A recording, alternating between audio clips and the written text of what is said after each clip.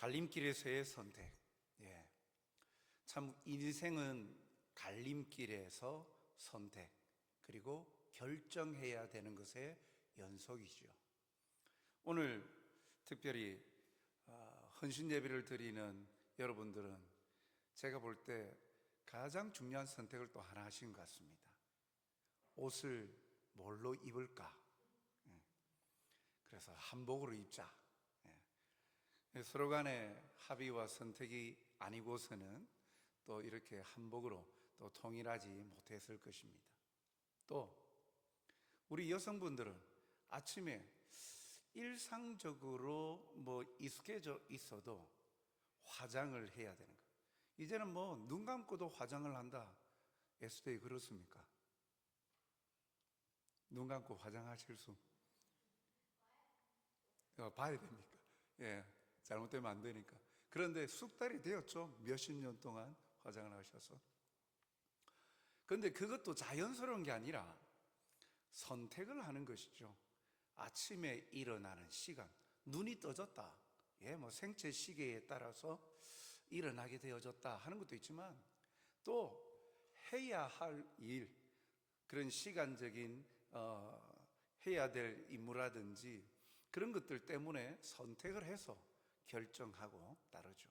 우리 모두가 크든 작든 어린아이로부터 장년에 이르기까지 우리 인생을 참 이렇게 펼쳐보면 매 순간이 선택입니다.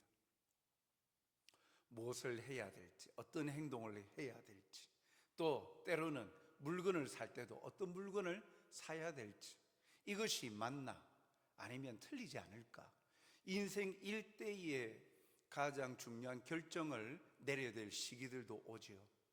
이 선택이 맞을지, 그럴지, 결혼을 선택하는 부분이나 또 여러 가지 것들이 마찬가지입니다. 항상 우리 인생에는 그러한 갈림길이 있습니다. 선택이 있다는 것은 갈림길이 있다는 거예요. 어디를 선택하든지에 따라서 달라질 수가 있지요. 그런데 오늘 우리 인생의 일상적인 갈림길도 있지만 가장 그리스도인으로서 중요한 갈림길에 늘 항상 서 있음을 기억해야 된다라는 것을 오늘 말씀을 통해 한번 발견하게 됩니다. 먼저 그 갈림길에 대한 이야기들을 좀 시작을 할 때, 오늘 본문에 보면 유다 멸망의 원인이 회개하지 않은 연고로 멸망하게 되었다라는 것을 봅니다.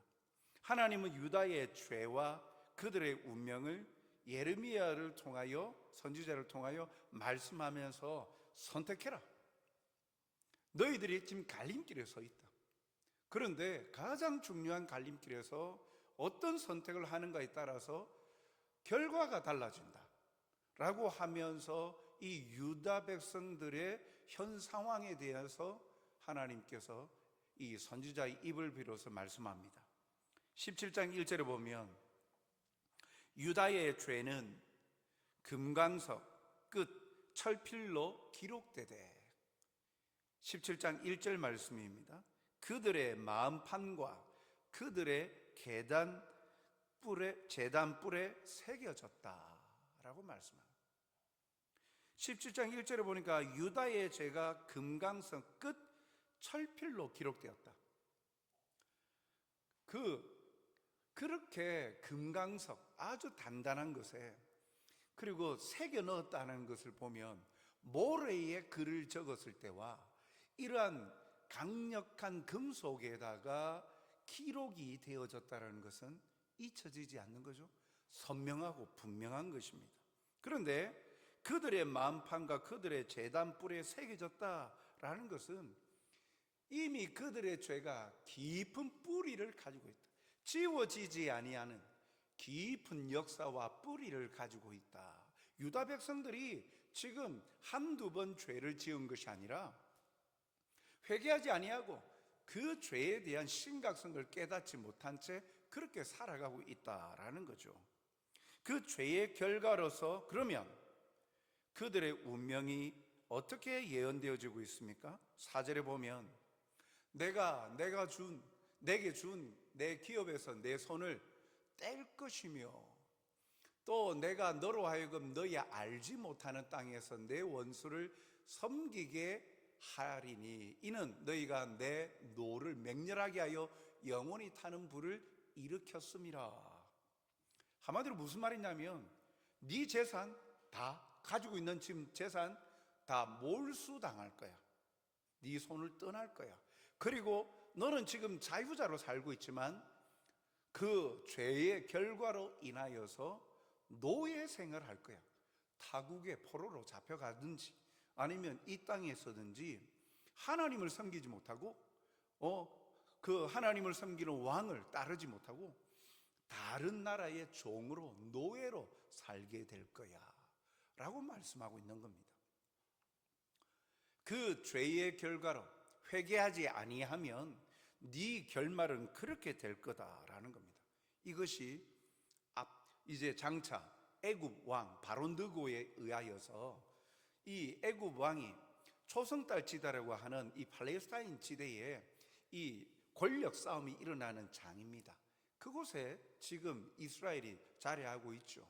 그런데 남부에 있는 애굽, 그리고 북방 이 옆에 오른쪽에 있는 이런 신흥 바벨론이나 아수르, 이런 나라들의 이 각축장이 바로 이 팔레스타인 땅, 이스라엘이 있는, 그래서 역사적으로 초승달 지대라 하는데, 여기에 패권을 누가 지는가에 따라서 그 일대의 세력이 달라지는 거죠. 주도권이. 그때 애굽의 왕 바로누고가 올라오면서 이 남쪽 유다 정치 개입을 합니다. 힘으로 여호야김 왕 때. 그래서 폐위시켜버리고 애굽 왕이 자기가 생각할 때 좋은 사람으로, 그냥 마음에 드는 사람 뭐 상관없이 왕을 그냥 세워버린 거예요. 내정 간섭을 해버린 거예요. 그런데 이스라엘이 힘이 없는 거예요. 그래서 애굽의 노예가 돼요. 그러다가 신흥 바벨론이 들고 일어나면서 결국은 또 나라가 사라지고 바벨론 포로 생활을 합니다. 하나님께서 예레미야 선지자를 통하여서 이스라엘에게 말한 대로 결과가 나왔어요.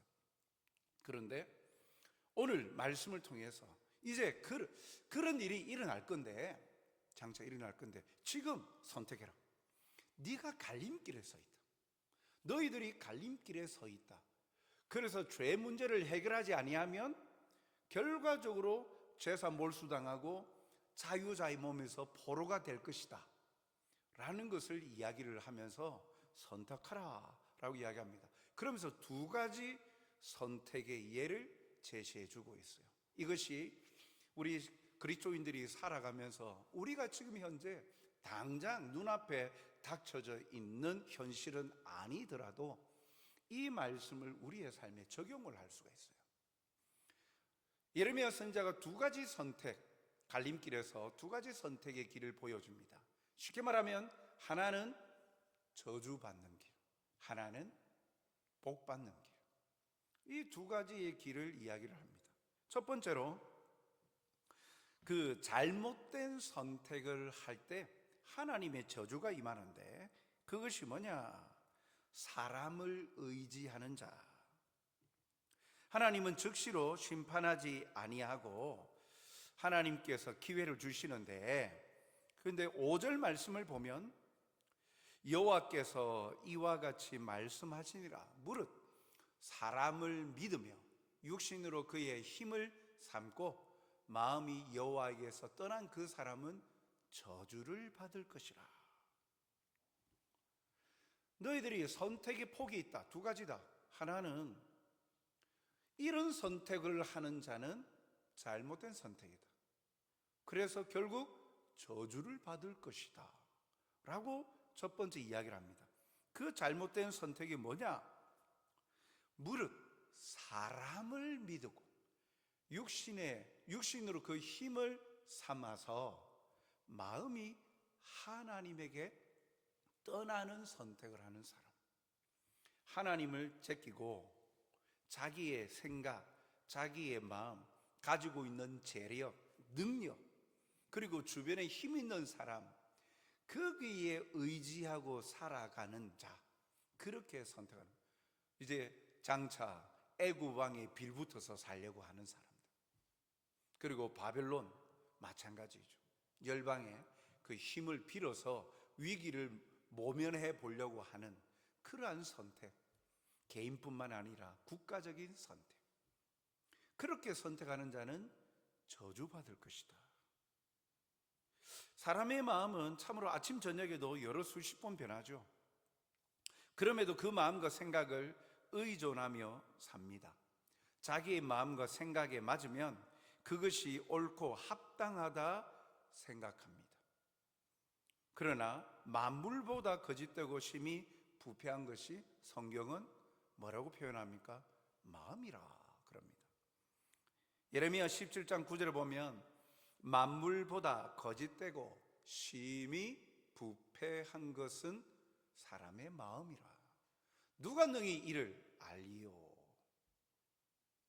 자기의 생각, 하고 싶은 거, 자기가 원하는 소원, 그래서 자기가 계획하는 대로 살아가는 거. 그것이 참 잘 살고 있구나, 내가 바른 길로 가고 있구나 착각할 수 있는데, 이 마음이 부패했다, 한결같지 않다라는 거예요. 이 마음을 의지했다가는, 우리 보십시오, 오늘 하루도 똑같은 것을 생각하면서 생각이 여러 번 바뀌지 않습니까? 이걸 할까 저걸 할까, 그래 선택을 이거 했다가 저게 낫나, 이런 생각들이 여러 번 왔다 갔다 하죠. 그렇기 때문에 성경은 분명히 사람들이 자기의 생각을 의존하고 마음을 더 중요시 여기는 사람들은 오히려 잘못된 방향으로 갈 것이 100%다.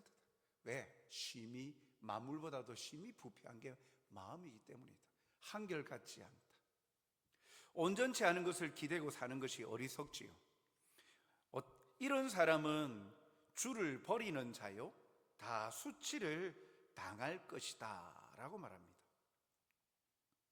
이런 자는 육신으로 그의 힘을 삼고 하나님에게서 마음이 떠난 사람은 저주를 받을 것이다, 가지고 있는 거 다 빼앗길 것이다, 그의 미래는 암흑이다, 밝지가 못하다, 고통의 연속이다, 그렇게 말씀하시면서 예레미야 선지자를 통하여 지금 현재 깨닫지 못하고 인간의 자기의 힘을 의지하고 자기가 가지고 있는 것에 만족해 하면서 살아가면서 정작 하나님의 백성이 하나님과는 떨어져서 살아가고 있는 유다 백성들에게 선택해라, 지금 그 길 그대로 가면 저주받는 길이다, 그렇게 지금 경고하고 있는 것이죠. 변하지 않는 하나님을 의지하고 신뢰하는 것이 지혜입니다.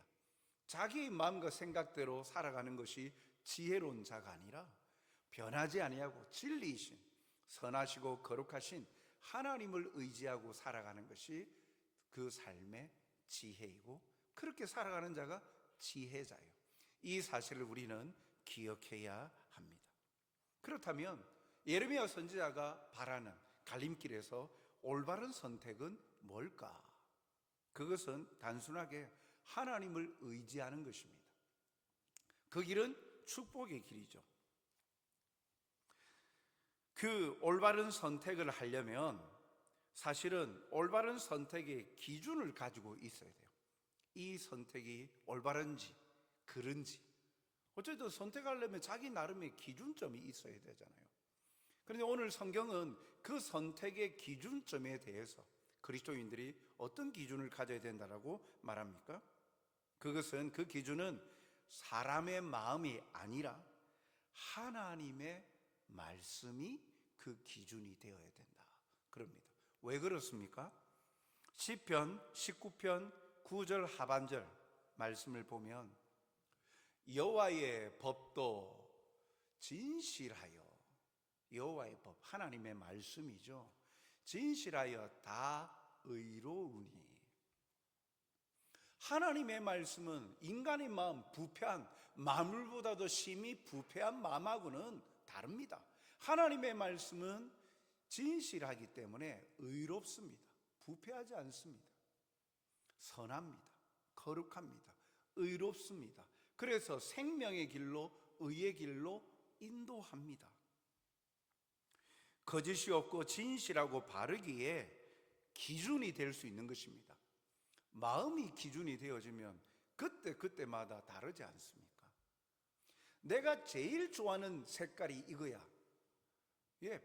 변하지 않는 사람도 있을지 모르지만 어떤 때는 또 마음이 변합니다. 이야, 이게 내 인생의 최고의 제일 좋아하는 거야. 지금까지 먹어봤던 음식 중에 최고야. 그러다가 또 상황 따라서 입맛이 싹 달라지면 또 다른 게 또 오잖아요. 저도 살아가면서 그 입맛이 바뀔 줄 몰랐어요. 그런데 입맛이 바뀌더라고요. 그전에는 전혀 거들떠 보지도 아니하였던 음식들, 식재료가 이제 시간이 지나면서 또 바뀌어집니다. 예전에는 들기름 진짜 싫어했습니다. 향 때문에. 그런데 시간이 바뀌니까 좋아져요. 사람들의 기호가 그렇습니다. 한결같은 사람도 있는 반면에 대다수는 기호가 자꾸 상황과 환경에 따라서 달라진다는 거예요. 단순히 음식의 문제만이 아니라 사람의 마음이 부패하고 변질된다는 거죠. 그러나 변하지 않는 건 하나님의 말씀입니다. 그래서 그것이 무엇인가 선택할 때의 기준이 될 수 있는 거죠. 한결같으니까. 그리고 그 기준이 우리를 저주의 자리가 아니라 복의 자리로 인도해 주시기 때문에 말씀이 기준이 되는 것이죠. 시편 119편 105절 말씀, 그래서 그렇게 말씀하죠. 주의 말씀은 내 발의 등이요 내 길의 빛이니이다. 그렇습니다. 인생의 모든 선택의 순간마다 우리가 중요하게 생각하고 판단의 근거로 삼을 것은 바로 수시로 변하는 부패한 내 생각과 마음이 아니라 변치 않는 진리의 말씀을 근거로 삼는 것이죠. 그 말씀이 내 인생의 지표가 되는 것입니다. 17장 7절 말씀을 보면 그러나 무릇 여호와를 의지하여 여호와를 의뢰하는 그 사람은 복을 받을 것이라.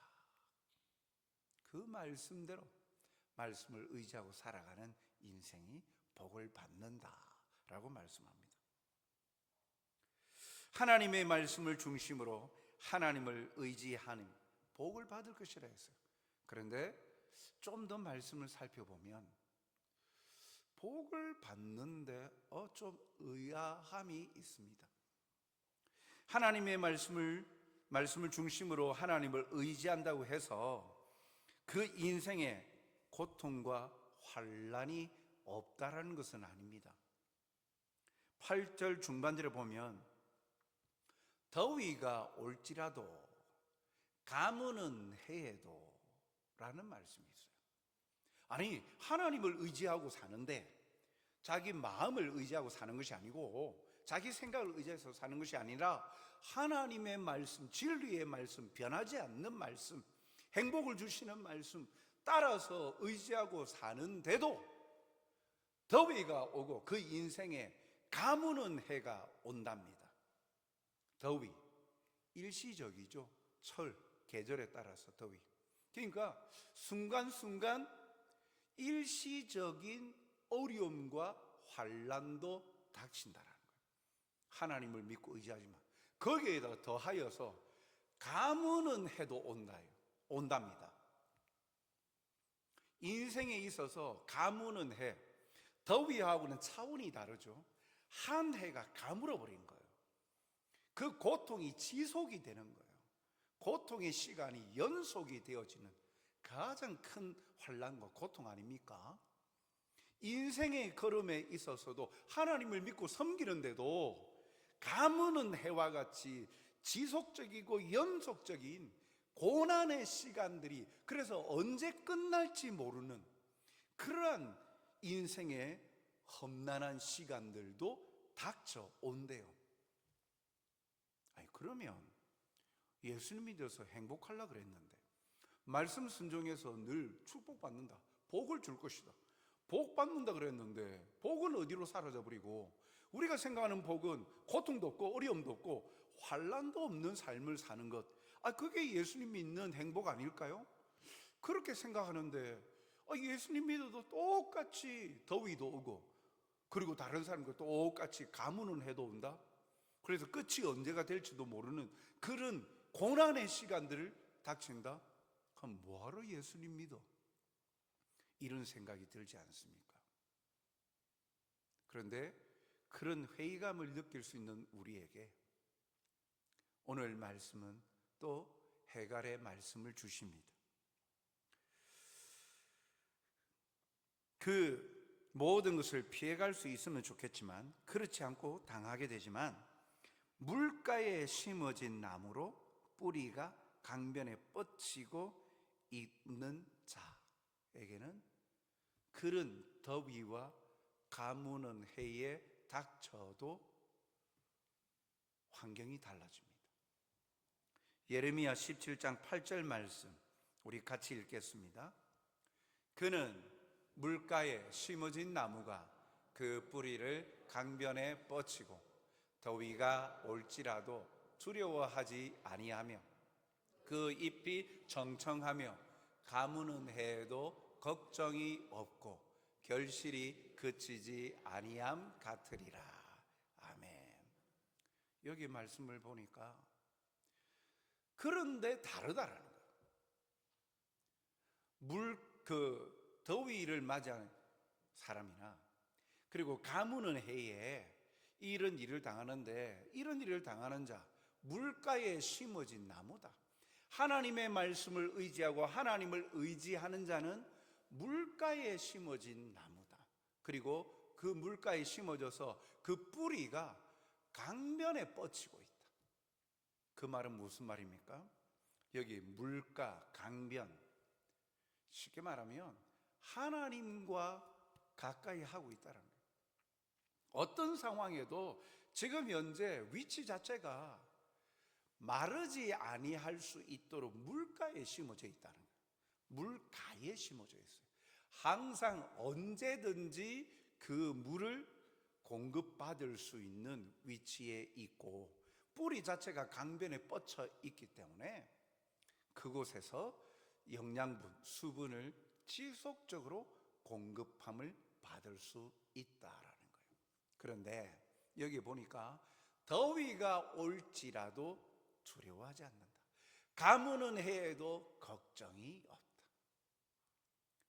하나님의 말씀을 중심으로 선택의 기로에 하나님을 의지하고 선택하는 자, 하나님의 말씀대로 따르는 하나님의 사람들에게는 걱정이 없다. 믿을 구석이 있다. 염려가 없다. 두려움이 없다. 미래의 불확실함 때문에 두려움과 염려가 생기는 것 아닙니까? 내가 경험하지 못한 것.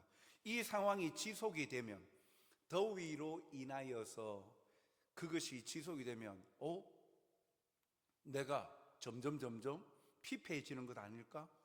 내가 어려움에 계속 노출되어져서 내 인생이 결국 끝나는 것 아닐까? 경험하지 못한 미래, 현재의 상황에 대입을 해가지고 이것이 지속이 되면 나는 끝나지 않을까? 그러한 염려 아닙니까? 걱정 아닙니까? 미래에 대해서 잘못되지 않을까? 그런데 물가에 심기운 나무, 강변에 뻗쳐져 있는 뿌리를 가진 하나님을 의지하는 사람에게는 이런 염려가 없기에 두려움이 없습니다. 미래가 불확실하지 않고 확실하기 때문입니다. 왜요? 다시 말씀 비춰주십시오. 더위가 올지라도 두려워하지 않는 이유가 뭐죠? 그 잎이 청청할 것이다. 더위가 오는데도 말라붙지 아니하고 잎이 청청청청 푸르다 지속적으로 공급해 준다. 수분과 영양. 또 가무는 해도 걱정이 없다. 언제 끝날까? 이 고난의 터널이 언제 끝날까? 이러다가 끝나는 것 아닐까? 내 인생이. 그런데 걱정이 없다. 걱정이 없는 이유가 가무는 해에도 결실이 그치지 아니한다. 열매를 맺는다. 열매를 맺으려면 영양분과 수분이 공급이 돼야 되잖아요.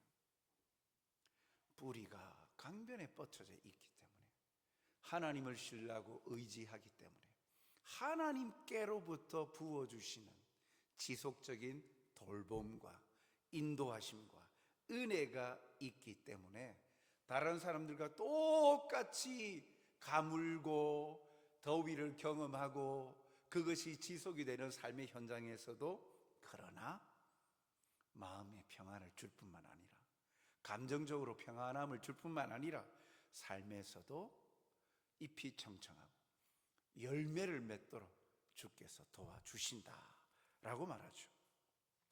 하나님이 주시는 마음으로 인해 평안과 안식함이 있습니다. 실제적인 삶의 결실을 맺게 해 주신다라고 약속하죠. 사랑하는 성도 여러분, 헌신 예배를 드리는 또 우리 에스대 회원 여러분, 우리 또한 인생의 갈림길에 서 있습니다. 익숙해져 있는 환경에 우리가 노출이 되다 보면 느슨해질 수 있습니다. 그래서 평안함을 느끼죠. 평안함을 느끼다 보면 관계가 느슨해질 수 있습니다. 특히 하나님과의 관계, 감사가 사라지기 시작하죠. 이 모든 것 처음에 어렵다가 뭔가 삶에 좀 회복이 되어도 풀려질 때는요, 감동이 큽니다. 반전이 이루어졌으니까. 고통의 자리에서 이제 희망과 평안의 자리로 나가니까 그 변곡점에 있어서는 감동이 있습니다. 그래서 설레입니다. 그런데 그것이 편안하게 지속이 되다 보면 이것을 감사의 제목이 되지 아니하고 당연한 듯이 내가 누릴 권리로 착각할 때가 있습니다. 이건 내가 당연히 누리는 거지, 이건 뭐 당연한 거야, 자연스러운 거야 하면서 내가 마땅히 누릴 권리라고 생각을 하다 보면 그 순간순간 하나님께 대한 감사가 희석이 되어지죠. 하나님의 존재에 대해서 희미해지기 시작합니다. 편안함 가운데에 내가 뭘 더 할 수 있을까? 뭘 더 누릴 수 있을까? 내 부패한 마음에 인간의 생각이 더 꿈틀거리기 시작하죠. 그러다 보면 오늘 예레미야 선지자가 유다에게 하는 말과 같이, 네 마음이 하나님께 떠난 자와 같이 어느 순간인가 내가 원하고 내가 즐기고자 하는 방향으로 내 마음이 빼앗길 때가 있더라. 그것이 지속이 되면서 돌이켜야 되는데 그러지 못하고 깨닫지 못한 채 즉각적인 하나님의 심판이나 하나님의 경고가 그에게 주어지지 않으면 그냥 평온한 하루를 보내고 일상을 보내니까 생각 없이 그냥 그대로 흘러갈 수가 있다는 거죠. 그러나 어느 순간 말라버리고 열매를 맺지 못하는 인생이 되는 거죠. 사랑하는 성도 여러분, 먼저 갈림길까지 인도하신 하나님의 도우심을 헤아려 봅시다. 그리고 그 결정이 하나님과 나에게서 누구를 더 즐겁게 하고 기쁘게 하는 것인지를 살펴보십시다. 그 판단의 최고우선 순위에서 하나님이 먼저 자리 잡아야 합니다. 손해 볼 것이 없죠. 하나님이 책임져 주시니까요. 그리고 이 결정은 한 번으로서 효력을 다하는 것이 아니라 매 순간 주님의 손을 붙잡고 주님과 함께함을 늘 항상 잊지 않고 손을 붙잡아야 돼요. 삶으로서의 그 결정에 대한 책임을 다하는 것입니다.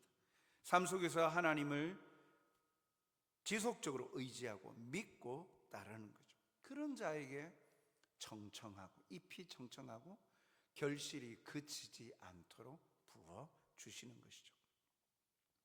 사랑하는 성도 여러분, 또 헌신 예배를 드리는 우리 에스더의 회원 여러분, 이 갈림길에서 올바른 주님을 의지하는 선택을 지속적으로 하고 주님 안에서 그 함께 동행하심을 누려 말씀이 중심이 되고 기준점이 되어서 주님이 베풀어 주시는 그 그 풍성한 은혜를 경험하고 누리시는 우리 전도의 여러분들이 되시길 주님의 이름으로 축복합니다.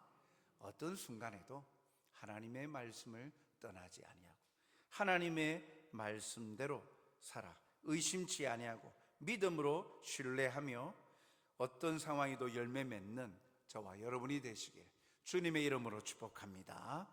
사랑과 자비가 풍성하신 아버지 하나님, 오늘도 우리가 선택의 순간에 놓여 있음을 하나님 자각하게 하여 주시옵소서. 때로는 일상의 평온함 속에 하나님을 잊어버리고 내 생각과 마음대로 주장하고 또 이끌어 가려고 하는, 그래서 이 모든 것 매 순간 끊임없이 주께서 붙드시고 이루어 주셨기에 누리고 있는 것인데, 당연히 내가 수고하고 노력하여서 얻은 결과물이라고 권리라고 주장하며 자연스럽게 당연한 것이라고 여기며 감사가 사라져 있는 우리의 삶은 아닙니까? 하나님께 대한 감사가 사라지는 순간 우리에게 있어서 내가 주인이 되어지고 내 뜻과 생각이 앞장서서 나를 끌어가는, 그래서 그 길의 끝을 알지 못한 채 끌려갈 수 있음을 깨달아오니 오늘 이 시간 예레미야 선지자를 통하여 그 유다 백성들에게 또한 선택의 기로에 놓여 있음을, 또 하나님께 의지함으로 하나님이 주시는 복을 누릴 것을 선포하는 말씀 앞에 우리 또한 겸비하여서 믿음으로 반응하게 하여 주시옵소서. 알고 있다라고 중요한 것이 아니라 그 알매 순간에서 실천하고 삶의 열매로 맺어서 오늘도 세상 모든 이들에게 하나님을 선택하고 의지하며 말씀대로 따르는 삶에 하나님의 복이 있음을 우리의 삶의 걸음들을 통하여 세상에 밝히 드러낼 수 있도록 그러한 빛의 자녀들로서 살아가게 하여 주시옵소서. 감사하며 예수님 이름으로 기도드리옵나이다. 아멘.